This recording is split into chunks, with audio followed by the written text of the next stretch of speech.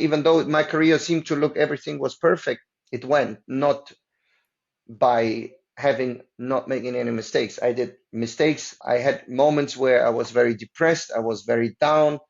But at the end, this is when they should not give up about it. When they're failing in one moment, it's not the end of the world. It just continues. Hello and welcome to the Ronny Leber Show, where every week we bring you fascinating guests with inspiring stories of success and overcoming obstacles from the worlds of sports, business, and entertainment. To support this channel, please subscribe, turn on the notification bell, and hit the like button so that we can deliver you the best content possible. He started dancing at the age of 10, back in 1988. As a teenager, he was already a finalist of the Youth Latin World Championships. 1 year later, he was at the final of the adults, and it took him another year to reach the podium for the first time.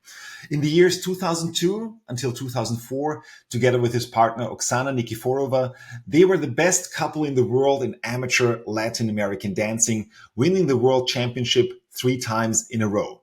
He afterwards turned pro and brought home another World Championship medal. And today we'll not only talk about his career, but also about what you can learn for your presentations and for your personality. I'm happy to have him on the show. Joining us live from Freiburg, Germany, please welcome, here's Franco Formica. Woo! Thank you very much, Ronny. I'm really happy to be here. Thank you very much. Thank you. I'm excited to have you here. And really, when you look at your journey today, what comes to mind to you? Like hearing all of those accolades and successes that you had? Well, I mean, it's a path that you go. I mean, you struggling is honestly, it's never there was never a straight way forward. I never took the easy way. I always went by what actually I felt and what is the aim. But one thing I definitely, when I look back, I have to say the experience I earned, the experience I made, the people I met, the moments that I actually felt and created, let's say from an artistic and dancing point of view, it's something that today let's say it's a package of experience and it's a package of knowledge that it changed me completely as a person. It's a path of becoming someone, becoming the person I am today. And that's probably beside the success, beside the results, the most beautiful thing when I look back. And I know that also when you're saying like becoming someone, and I know that dancing for you is not just like going to a disco and hopping left, right, and hopping around a little bit. I know that for you, it's also a very deep experience. And before we get into that, just looking back at your journey, you started with sports when you were 5 years old. You were playing soccer for several years. And then with dancing, you started at the age of 10, which is for anybody who is not in the dancing world, is actually quite late if you want to become, like, if you want to go to the top of the world. So what made it possible for you and how did you actually get into dancing? Well, actually, I came into dancing because of my brother, because my brother actually had a similar path. He also played football before, but he was eight years older. So then I think he was about maybe, I mean, he was almost 18 actually. No, he started earlier. So he was probably 16 when he started. He danced 2 years and then I started. So I looked at my brother dancing. At that time, there was no classes for my age in the studio where I started then. And then I said, Mom, I also want to dance because as I understood and don't remember, because I was a little child when I was like 3 years old, I always moved to music. I always loved music. I always say to my grandmother, put the radio on and I dance for everyone. So I had this, and so this brought me to it because I saw my bigger brother dancing, and I said I also want. That brought me into it. There was never thought and never had. Okay, in that age you don't have an imagination of what you want to achieve. That came all later, but it just was the pure fun of enjoying music, and that brought me to it, thanks to my brother. And when you think about it, and also, yeah, thank you to your brother, like, because it was quite a gift that he brought to the dancing world.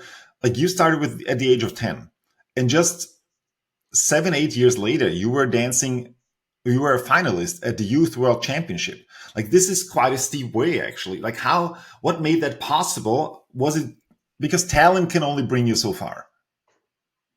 Well, I was very lucky, I have to, because I had a teacher that taught me a very early age. I think, let's say, because the problem is when you have a talented dancer, and as I understood, like my teacher talked to my parents when I was very young dancing, they said they think I am one in a million. They never told me. They had a meeting, a secret meeting with my parents, my teacher, and already I think I was dancing 2, 3 years, something like this. And my teacher said, I think your son uh, is super gifted. It's one in a million, and we need to do something. So I think it is a combination that when you have a talented dancer, the problem is to destroy a lot. It's very easy. So I got already in a very early stage, let's say, being educated with the right values, with the right tools, and a big portion of freedom to discover myself into it. Because sometimes when you have too strict rules, too strict, because dancing is very technically orientated, it's very demanding, it can easily kill a little bit the development of, let's say, own experience of your own body, because we all have things that it's ours, that it's us. The way we talk, the way we move, the way we smile, the way we change our head. These are all gestures that are intuitively coming out of us. That makes us body language wise very unique. And often when we learn a stereotype of movement, we are killing these individual things. So there is stopping that moment that you start a communication, a conversation with yourself to see what your intuitive, unique things are. And I was very lucky. I think if I wouldn't have had my teacher from the beginning on, things could have also gone completely wrong, completely in a different direction. And that's a great point that you're actually bringing up here because when you're a newbie, and it doesn't matter what field, if it's dancing, if it's a sport, whatever it is, then you don't know how good is the teacher or how good is the instructor. Like you don't know what is the quality of that because obviously they are better than you are because you are the guy who has no experience and no clue about that field. So do you have any advice about how to actually choose and select the person that you're learning from? In that, let's say, if you have, let's say, my family had nothing to do with dancing, so they were not in the field, they didn't know. So purely in that point, it was pure luck. You can say luck or you can say destiny. I don't know. This is everyone can see it from the side they want to see it. But in that time, when you have really no idea about the world, and I mean, I was in Lola in a very small village close to Gießen. There was not really a capital of the world. That I found that teacher teaching me the right thing. That was luck. But later on in the development, I always say this to my students, and this is also the experience I made. I look at the teacher and I look at what he creates, the dancers, not only the results, but the dancers. What kind of dancers they create? Is that the kind of dancers I want to become? And I choose according to that. Later on, when, of course, I become closer to be 18, gets to the amateurs, when I started to select then my teacher team, I look at what they create and if it fits to what I want. Um, and I had a very small team that I was working with because I took on the topics that I needed, I put it together and said, this is the things I need. And like this, I choose the teachers. But in the early stage, in the beginning, when you are not at all involved in the dance world, you cannot know. I So mean, at least if you don't, let's say, make at that time, I mean, we talk about the 80s or we talk about that time, I mean, there was no social media where you can just Google, okay, I mean, it was just pure luck, honestly. So basically, you need to have somebody at the beginning to teach you the basics that you actually know your things around. And this is true for every skill, basically, to learn the basics of what you need to know and then to develop your own personality. And you already brought a point because sometimes you find teachers where basically everybody who goes to them looks the same way. because they take out completely your personality. Or you can see today, for example, also in soccer, like when you have those kids that all go to the same academy and then they come out and basically it takes out for a lot of them the personality. So, and you're a teacher also now. Like, what makes a great teacher also, and how does he keep the personality of the person? Well, I have one clear rule that is for me important, or let's say mindset. Um, People only develop what they love. This is what I realize in my time as a dancer and now especially in the time as a teacher. So your job is actually to make them love what you talk about. So it's important with what passion, with what devotion, and with what depths of meaning where it leads you to, you actually educate them. I educate what I really love, and by loving it so deeply, I make them understand what it makes me feel and what it makes me create. Maybe it triggers something from them as well that they start to love it. So this is the first thing, and I think the most important thing. Because if they love it, they go to practice and they can spend hours and hours and hours discovering this information, not doing this information, but discovering this information. And there lies exactly. Before you give us a second thing, so basically you're selling them what they want and at the same time you give them what they need. Um, well, I don't, well, it depends. I don't know if they want it because there is the people, they just come and I call them, they wait for the magic hand that I put it on their head. So I don't know what they want. I look at their dancing. That's why there will be a natural selection. There are those people who stay and those people who go. I am a quite not easy person as a teacher because it's deep. Some people are not ready for it, so they leave. Um, but at the end, it very easy. They will find out if this is what they want. I don't know what they want. Yeah, I know that in the beginning there is, let's say, from a mechanical point of view, they need to learn to control the body, they need to understand how to stand, they need to understand how this energy flow in the body feels like and how it actually links. And this is something, of course, that takes a lot of time. But it can be just purely just telling them how to use the leg, which is a very fundamental thing. But it depends with what passion and devotion and with what aim. Why I tell them, make them aware where these little things will lead to, how they're gonna feel the music in that body part, how it's gonna link to the other body parts.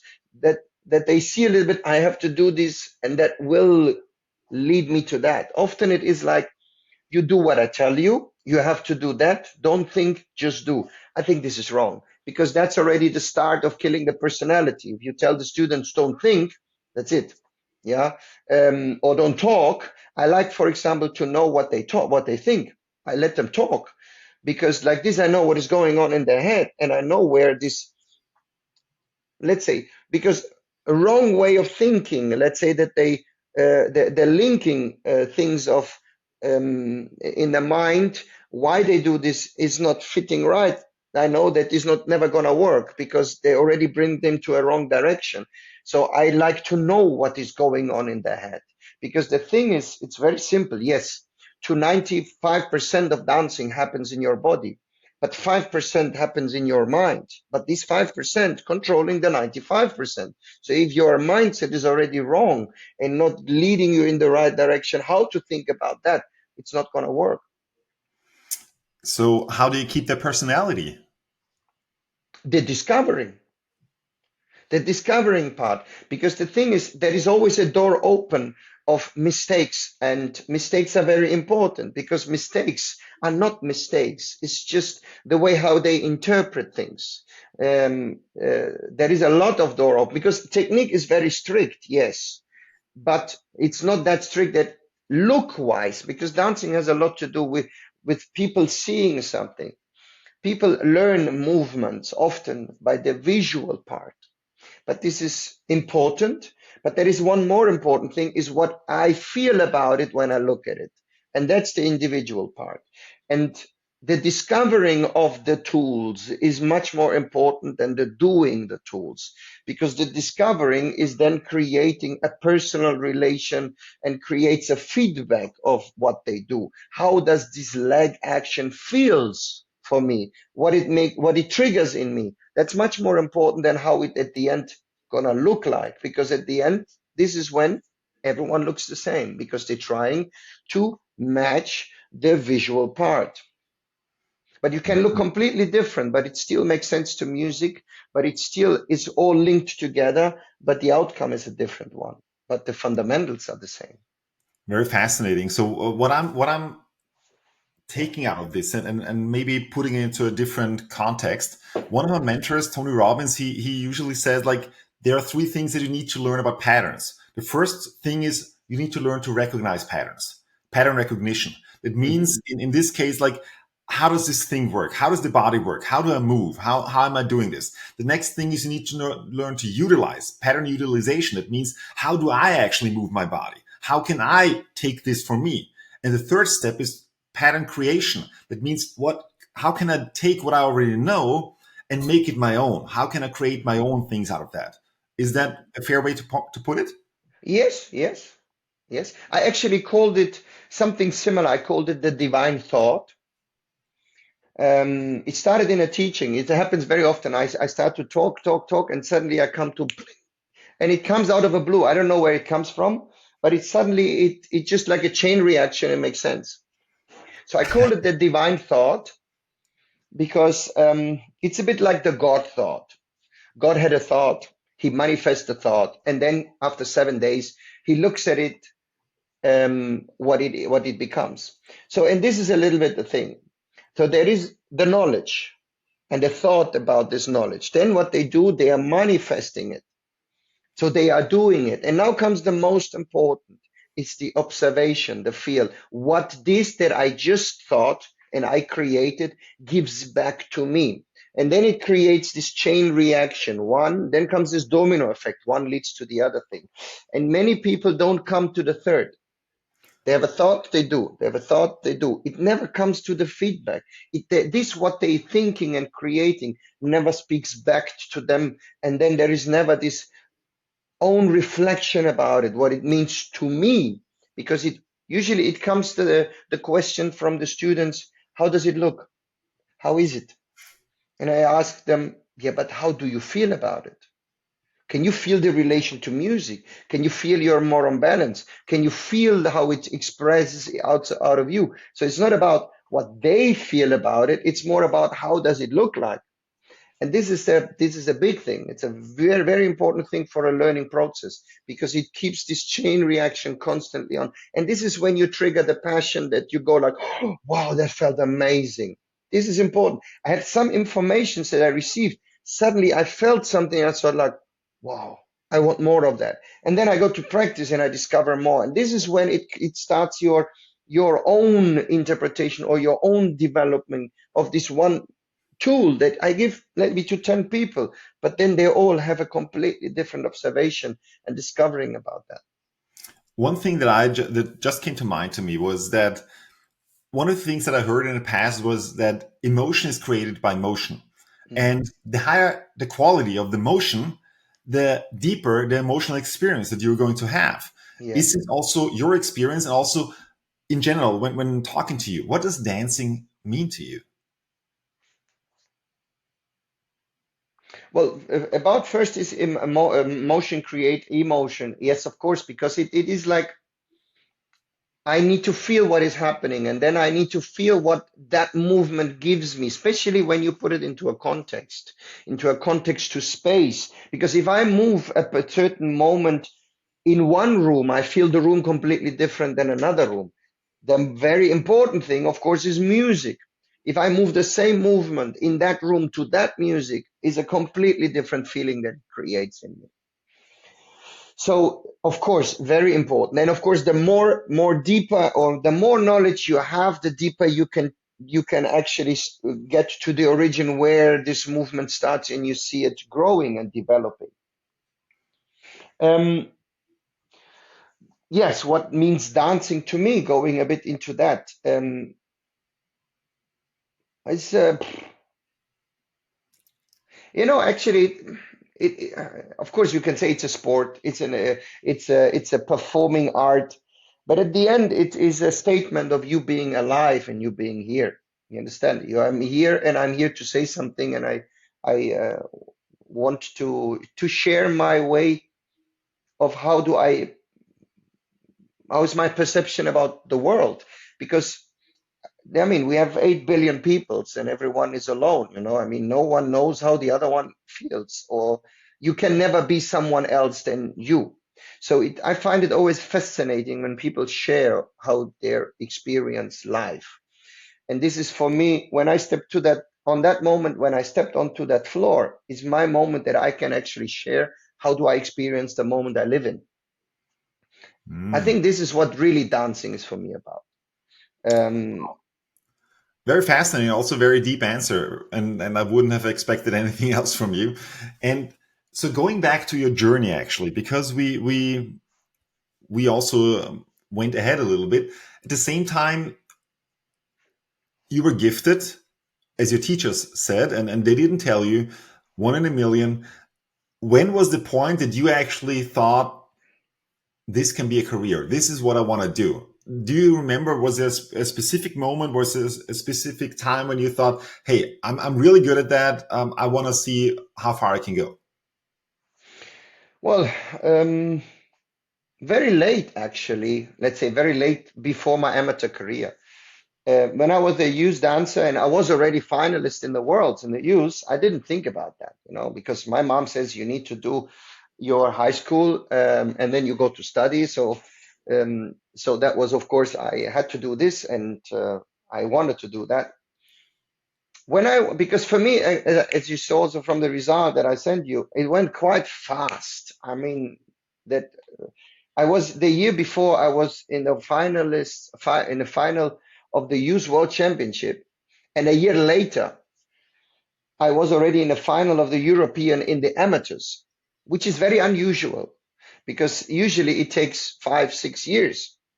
So I have to be honest, at that age, and I was like 19, I didn't think about it yet because it was like being in a fairy tale. I couldn't believe it.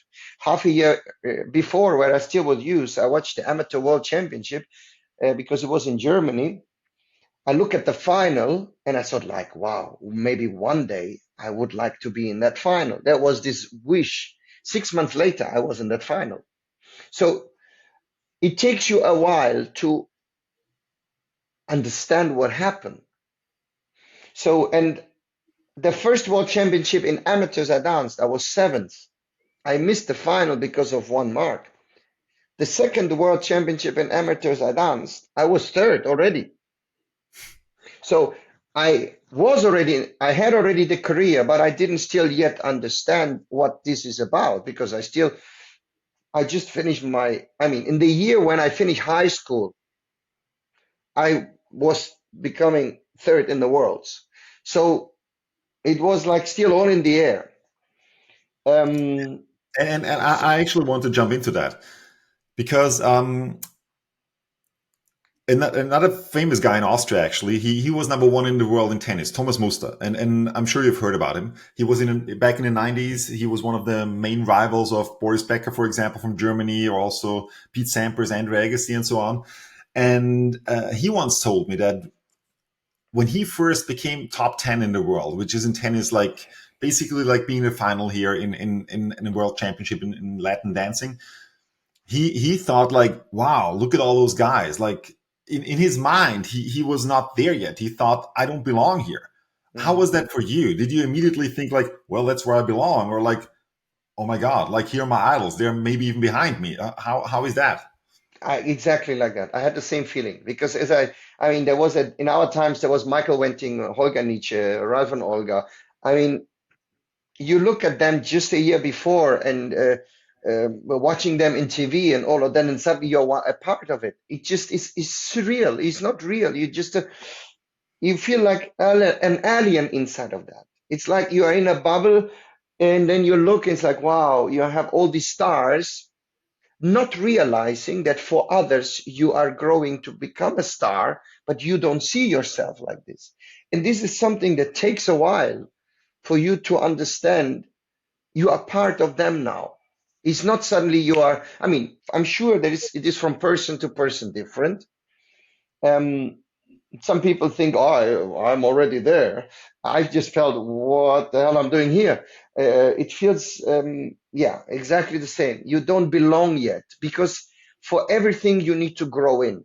It doesn't matter if you are becoming a father, you are not born as a father, you grow into the role as a father, the same as everything. You are not directly there. You need to grow into it. And that usually takes a while because suddenly what is changing, people look at you different.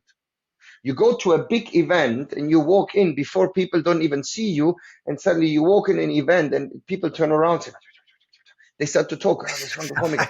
And before it was not like this, and you feel like, whoa, that's a bit different now. So it is something that it is changing your life, and it's changing straight away, but you to reflect takes a while. Takes a while. So, what helped you actually to realize that now I'm actually part of the best in the world? And also, when was the time that you said, "All right, now I want to be first. Now I want to be world champion"?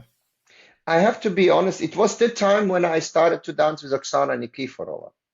So I already danced with Alice, my partner that I make the breakthrough in the amateurs. We danced 3 years and we were third in the world. But at that time, I still didn't think I want to become world champion.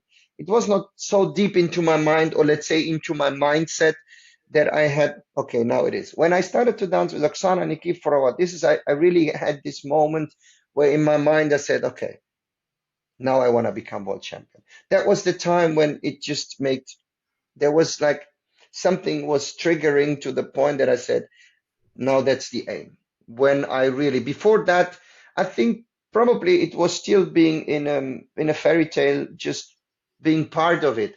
But from that time on, I really changed to say, now I want to become world champion. And it worked out. It, But before we go there, actually, it worked out. Yeah, just to also to give everybody an understanding who is not from the dancing world what it actually means to change a partner, especially at that level.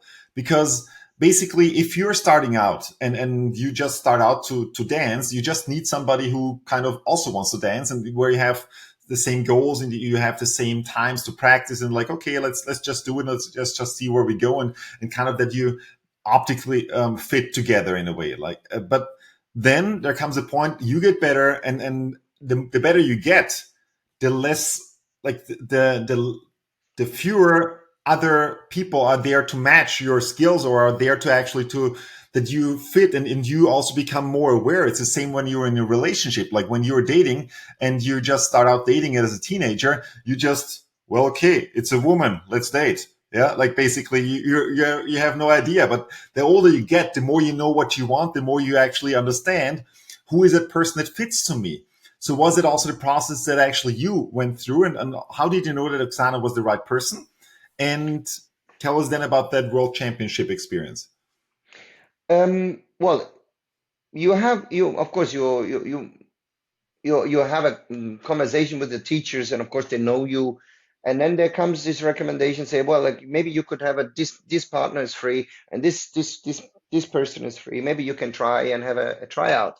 So I had several tryouts, maybe 3 or 4 or 5, something like this, where you are just meeting and then you're practicing, and then you feel each other, you dance with each other, and you just, of course, it's a very also a personal thing because you spend a lot of time with this person. If you already feel that is no link communication wise, like in a normal private world, um, at the beginning it is like it's a fairy tale, and then the hard work starts. But with Oksana, it was like this, that it took until I made my decision, it took 5 seconds because I had Really? a try. Yes, I had a try out before. I am a very sensitive person and I need to feel. It's like you plug in and you know. With me, it was like that. So all the other tryouts mentally in my mind, they took also just 5 seconds because I touched them and in my mind I knew no. I still had to spend 3 or 4 hours with them practicing, but but at that time it was a feel. I felt no, that's not it. And with Oksana, it was like this. I touch her, I do one step, I said yes. and I just felt it. And because it was like, it's, I don't know, a touch tells, it's not about the touch, a sensitive touch. It's just what the whole body tells you and what energy you feel. And I just felt this is it. And yes, in the beginning, when we then decided to By the dance way, together, Franco, before you talked about your beginning, just that what came to mind to you, like because you were already third in the world with a different partner. Why did you change? good question. Yes. Well, it was a difficult partnership that I had. We were like, were 5 years different. I was, let's say, a bit unmature, less mature than her in my mind. And character-wise, it was not fitting together. It was a difficult partnership. Even though we were very successful, it was communication-wise, it was a bit difficult. I think we didn't have the same mentality. Um, Maybe the age different, I don't know, but just didn't fit. We didn't came along, and the practice sessions were getting more difficult. And we decided, I think that's not going to work. And this is beside the success. The success was there. But it just, as I said, you need to spend time together. You need to practice together. And if you don't come along very well, it's getting too heavy. And that was it. That's why we stopped dancing together. Okay, so also because you gotta love what you do, and basically coming back to what you said before. All right, so you knew after 5 seconds, Oksana Nikiforova, she's the one, and that you want to become world champion with her. So how did that journey go? Um, Actually, went quite fast, everything as well with her, because usually it is like this. Until a couple really grows together, because you have to understand it's two people maybe coming from two different thought of mind of developing, learning, maybe the watching or seeing the dancing, learning the tools differently, because we can have same priorities, we can have same values, but from a completely different angle looking at it. Some people put more attention to the form, some people put more attention to dynamics, people put more attention to music. So and usually it takes a year at least until a couple grows together. And it's like in a relationship, also like in Yeah. a real relationship. Yes, that's why I call it in the beginning is the honeymoon time. Yeah. And then when the honeymoon time and the emotional part goes, then the hard work starts. So we were after half a year already in the final and of a big competition. And in the first worlds we danced, we were third. So it took us 2 years.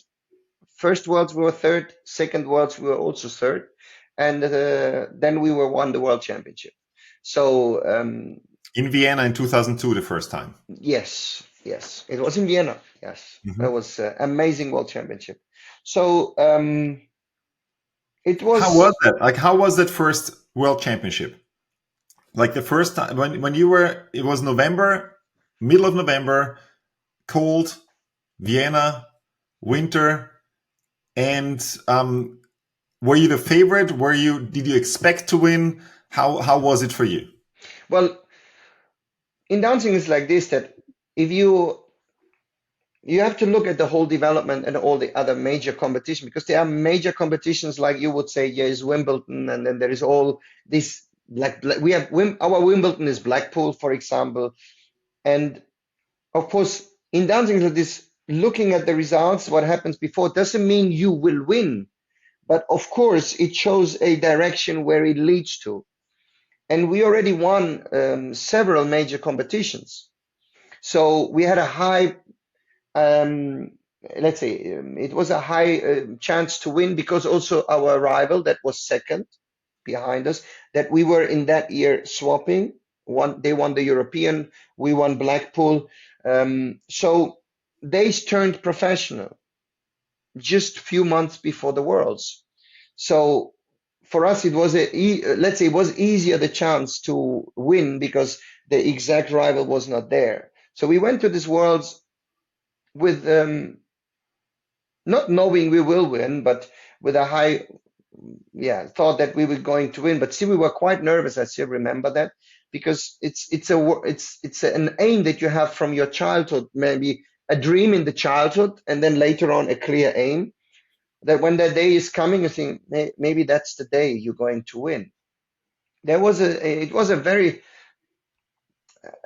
nervous on that day, I have to say. Even though, I mean, there are competitions, you're nervous, but maybe, in the beginning, before you touch the floor, you get nervous, but then you feel relaxed. But the whole day, I felt a little bit, that's the day, how it's going to feel like, how it's going to be. And I have to be honest, when we won the world, the strongest feeling I felt was relief. Relief. Yes. It's strange. It was not this, of course, I was happy, but the strongest feeling I had was, wow, done. I don't know. I felt it. You achieved something, and of course you're happy. But I felt the relief. There was that I achieved it, and it's done. It's like now, from now on, I will always be a world champion. And it was the path later in my amateurs was much easier because I felt I've done it. That's something that nobody will ever gonna take away from you. Because even let's say you are losing the worlds, it's something you have achieved. It's like in a checklist of your goals achievement, you have done it.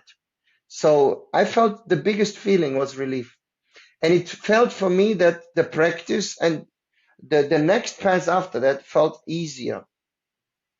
I could much more concentrate on the dancing and on the path, and I could in a different way enjoy it than before. I felt there was a lot more stress. Did Oksana experience the same thing? Did you talk about that? Well, I mean, we were in tears, and that time, I mean, for her, it was, of course, a dream came true, and we still today talk about it. That was the best time of her life. I'm sure she felt, of course, also. I don't know if it was a relief and happiness. I don't know exactly what she felt, but I'm sure she was very happy. I mean, we still talk today about that. As a three-time world champion, would you say that there is like a recipe for building a world championship career in whatever field there is? And if there is, what would it be? I think the first thing, it needs time and patience. This is something that nowadays is going a little bit away. People want to have everything now. The second thing is, of course, it needs passion. This is another thing that passion for the thing. I have a feeling that many people like to be successful, but they actually don't love dancing. This is for me, a bit weird because I love dancing, and yes, I want to be successful. What is first is the love for dance. So what it needs is time and patience, and it needs passion that you need to work.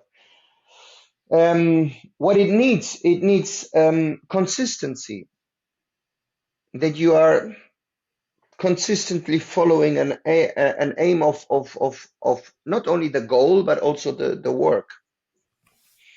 I think this is, for me, let's say, the most important tools, because there lies all the work that you need to do. It needs patience, time, and passion, and it needs a clear devotion to a direction where you're going. Many people are just moving right and left. They're changing a lot of partners. I mean, me, that I change partners now, it seems to be a lot, but many people, they change every year a partner. That's definitely not goal to success, because time means also time with the person you dance with. Time means also growing together as a couple. So that would be, for me, maybe the ingredients for success. Very beautiful. Another question that I have, because oftentimes when people who are not from the dancing world, but everybody knows that, like in dancing, there are clear roles, and there is like one person who leads and the other person who, well, follows in a way. But what does that mean? And to explain, what makes a strong leader also? How does that translate? Well, I would say you mean it now from a dancing point of view, yeah? Yes, and also how does this translate also into other areas? Well, in the other areas, I wouldn't say there is a leader, because in the end, you're a team. And it's not that I say we're gonna do this and my partner says yes, okay. So outside of the dancing, you're a team, and you are actually more talking and more discussing what is going to be the direction. And of course, there is a team also of teachers where you're discussing, even though you make the choices as a couple, there is a team around that you discuss maybe strategies, which competitions, and so on, or development direction of dancing. If we talk about the dancing itself, you have to imagine you have two bodies communicating non-verbally. So you have to talk through your movement, and you have to actually in the music that you have, and this is music is the dances that we have are very fast with a high pace of dynamic. You have to learn to communicate and to move two bodies fluidly, um, and that of course needs rules because everyone does what they want whenever they want. Will be difficult to give that dynamic and organic, let's say organic feel, that it feels that this energy is all the time being absorbed and redirected, that it feels like it's alive and not very rigid, stiff. And that is something where it needs rules, where the dynamic of a dancer being absorbed in the dynamic of the other dancers and giving back. So that means leading and following. It doesn't mean I'm the leader, she's the follower. She stops and I move her. That's gonna feel very heavy. And when you have let's say a dance that has 50 to 52 bars per minute, is very fast. That's gonna be a lot of hard work where you need to train a lot of muscles to be able to get the body move. So that's what means following and leading. In the end, it's just a base of communication.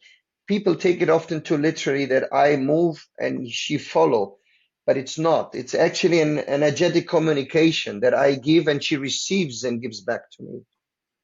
One thing that I learned from you about 20 years ago around that topic was that the job of the man is to make the woman look fantastic or look great. What does it mean to you? Well, the thing is, there is this classical picture: the man is the frame, and the woman is the picture. That is a little bit more the surface of it, yeah. Yes, but the thing is, the man, because he is actually giving the girl the direction, is giving the girl the space. If the man is not allowing the girl to dance on her feet, to complete her body movement, to get the weight and her body being released over the feet, that the body parts can be actually absorbed, she will tighten up and gonna look very rigid. So this is where the man can make many mistakes in pulling the girls off the feet and don't letting the girl express and complete her movement. This is when the girl doesn't look good. This is when the girl looks, yeah, stiff or tight. And then this individual motion create emotion when the body just relieves and actually melts. It's not going to happen. So the girl not going to look beautiful. She's going to look like a chair, or she's going to look like a wardrobe because she's in one piece. And the man has a big, big part of it. Wow. And I love that actually, because that's also something that I use on stage as a host, for example, because also as a host, I believe that on the one hand, yes, I have the microphone and I need to lead what's going on here. But at the same time, it's my job to make the other people on stage look good. It's my job to give them the freedom to actually express themselves and to feel comfortable doing it. Yeah. And that's also something that, in a way, that I learned from you. Another thing that I actually learned from you is about, because when it comes to dancing, it's all about presenting yourself. Like, to really be there, because basically dancing is communication. And it's communication without words. So if you are ever on the stage and presenting in front of people, you use words, but you're being perceived and being seen first. Like, people are going to see you first. So before I actually going to go more into what I learned from you, I would like to know from you, what can somebody who speaks in front of other people can learn from dancing? Well, I think it goes first of all with if I let's start. Actually, it would start with a posture, for example, yeah. And a posture, some people would say it's a position of your spine. Yeah, a man without, or a woman, a person without spine looks weak. simple set, but it's not that simple, yeah, because I say that a posture is nothing else than a statement that says, I'm here. In a dancing term, you would say, I am connecting myself with the floor and I'm using the power of the earth, the gravity, to pull myself away from the floor to make a statement, I'm here. So in the end, I take earth and I let the power of earth grow through my body and let it float into space. That is posture. Yeah, that would be a statement without words that would say, I'm here. Now, if you constantly do this, it feels that the body spreads an endless energy into the space. And this is something that a speaker or anybody, that it just stands, people would feel this energy. You can see a dancer. How many times I had this experience that after a big competitions, on the next day I'm walking onto the street and people past me that watched me dancing the day before. They look at me and then they go like, "That's it?" I say, "What? What do you mean? That's it? You're so small." I mean, I'm 178, so I'm not over 2 meters. And they look at me and they are shocked how actually small I am in comparison to what they have seen yesterday on the floor, that I looked like a huge mountain on the floor. And of course, as a teacher now, you a lot think about these words and think about what was that. And for me, it is exactly what I just mentioned. It's this endless stretching of the earth that grows through my body into space. And this is when you say, very simple, I'm here, I'm existing. Yeah. That I think could be something. I love that. That's very beautiful. And I'm going to add something to that also, because one of the things that you also teach is where your energy is being created. Because basically, in order to captivate an audience, you need to, on the one hand, show you're there, have the posture, but also have the energy to move them, to have the energy to create. And the energy is being created in the center of you. And basically, like at your sternum, at your chest.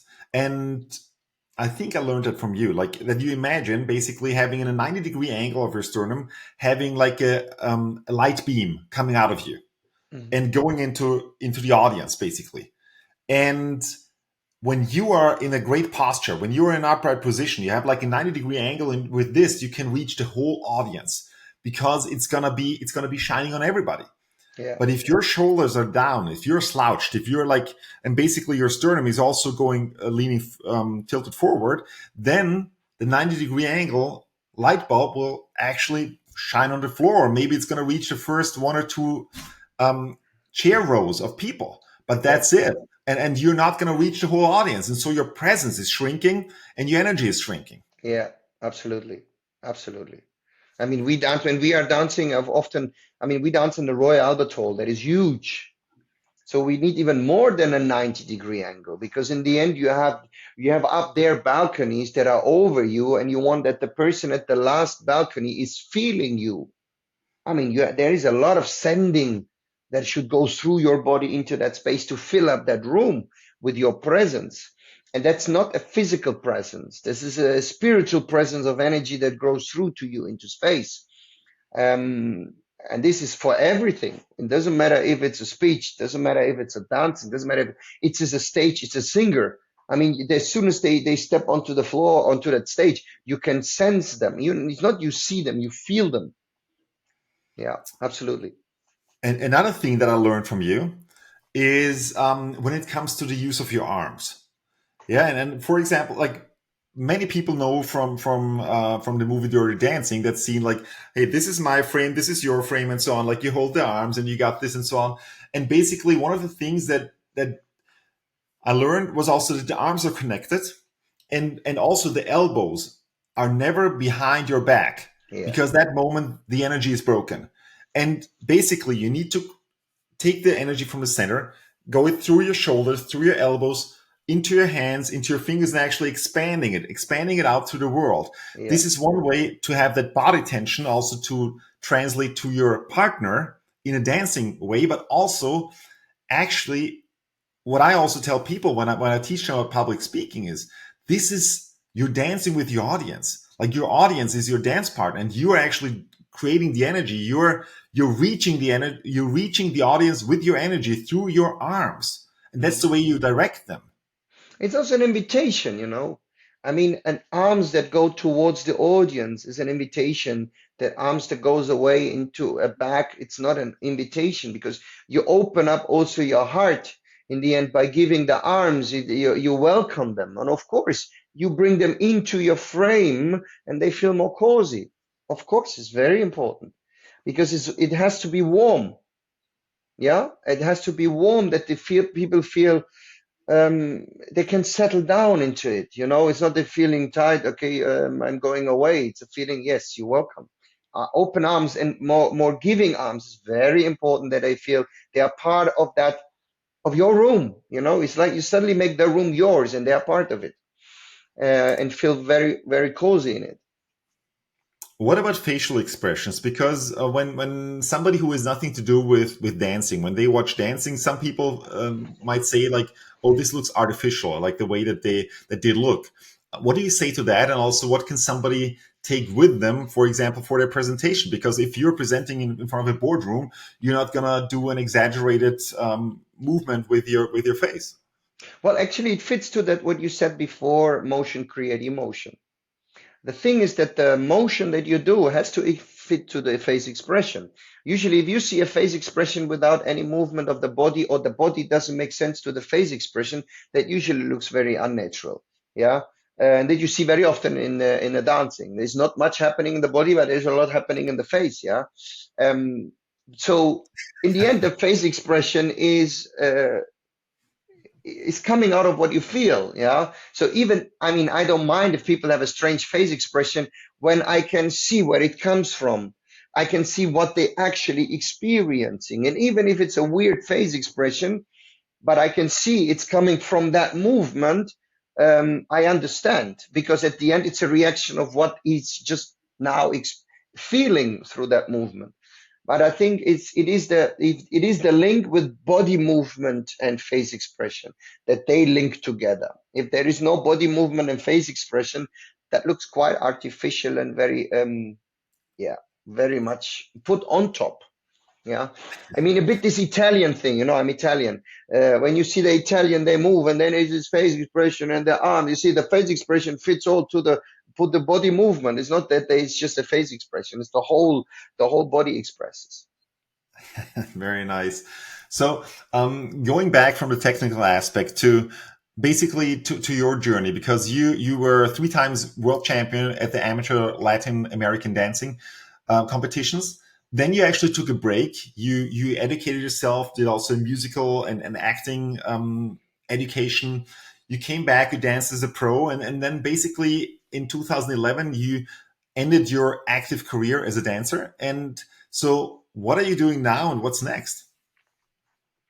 Well, I'm a teacher. I mean, let's say from a profession point of view, from a work point of view, I'm teaching. I'm traveling around the world, and I'm teaching also Dancing. in dancing. I'm only teaching dancing. I mean, that's what I learned. I'm not teaching acting or because I never, I mean, I had acting classes and I really enjoyed these acting classes, but I never really went into into acting. Um, I'm teaching dancing, our dance form, and that's my work. Plus, of course, I'm a father. I have 3 kids. I have a family. This is the other side of it. So I try to keep my time in balance. That I hope a long-term plan is that I'm traveling less and stay more home. The moment I have my time when I'm traveling. Sometimes a bit too much. Sometimes I can keep it in control. But this is a bit what I'm doing. I'm trying to educate the dancers and give them and opening them a door and opening, making them feel a little bit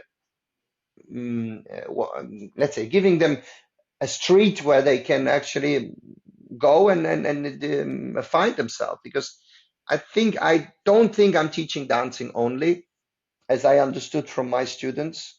I try to teach values that are more than just dancing values.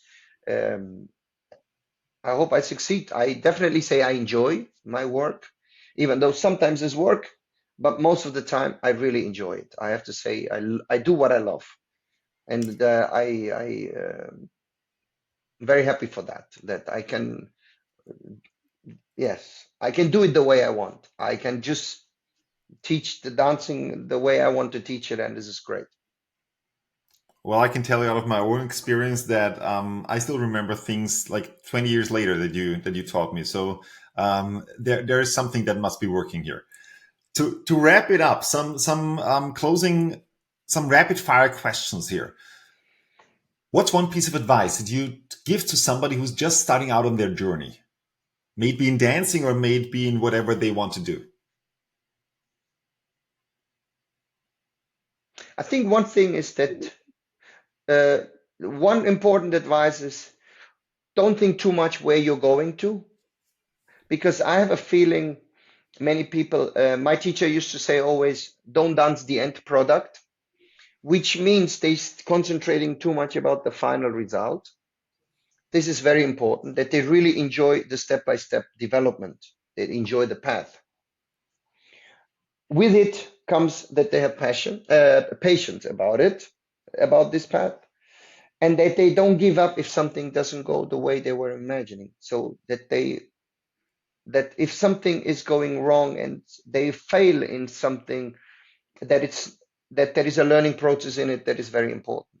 So this is a very important thing, because even though my career seemed to look everything was perfect and everything went by plan, it went not by having not making any mistakes. I did mistakes, things gone wrong. I had moments where I was very depressed, I was very down, but at the end, this is when they should not give up about it. When they're failing in one moment, it's not the end of the world. It just continues. They step over Mm, it and go on. beautiful. Who is somebody that you admire or look up to? My parents, because they gave us so much. They created for us an environment and sacrificed so much for them from themselves for their own dreams, and they had so little in comparison. I mean, I'm coming from a middle class family where my father worked in a fabric, my mother was just housewife. We were three kids, and we never missed anything. So there are for me, I admired what they achieved and gave us with so little. So I hope with that I can do the same. I hope my kids one day talk about me the way I'm talking about my parents. Wow. What's the best book you ever read and why? The best book I ever read calls Nobility of Spirit from Rob Ryman, I think, and it's about that. Yes, it's about that. It's about um, nobility of spirit. It's actually talk a little bit about Spinoza, the philosopher, that he had royal blood, but he said about himself, I want to earn my royal blood through humanity, being a human. So it shows me that no matter who you are, it is important that that your values are human values. I think it's a great book. And what's one thing that you cannot live without? My family, very clear. Beautiful. Franco, if somebody got inspired, if somebody would like to get in contact with you or learn more from you, how can they find you? Well, I'm over social media in contact. I mean, they contact me over Facebook or over Instagram. This is how they can, let's say, get in touch with contacting me, and then yes, and usually how this is the way well how people do it in the dance world, and then mm, yeah, and then make an appointment, or sometimes I do workshops like I well, let's say I'm going out to Vienna next week or so, or in other countries, and I do workshops and teach there. So that's how they can contact me. Wow. Any last 30-second thought that you would like to leave us with? Uh, no. I mean, Ronnie, we know each other for so many years. I'm so happy actually that that we have this opportunity to meet and to do that. I know you, of course, for many years. You made a great development through the years, and it feels a different relation, a different situation. And that's very happy that you invited me. It's been a great experience, great pleasure. Wow. And I feel very privileged, and I'm very happy that you actually came and that you found the time. So it's been some months in the making, and now it's finally happening. So thank you so much. Thank you for being on the show once again, Franco Formica. Woo! Thank you very much. Thank you very much. Bye-bye. Thank you. Bye. Thank you for sticking with us until the end. To make this content even more valuable for you, please leave a comment below and share your thoughts, and also share this video with somebody you care about who absolutely needs to see this. Thank you very much. Have an outstanding day and see you next time.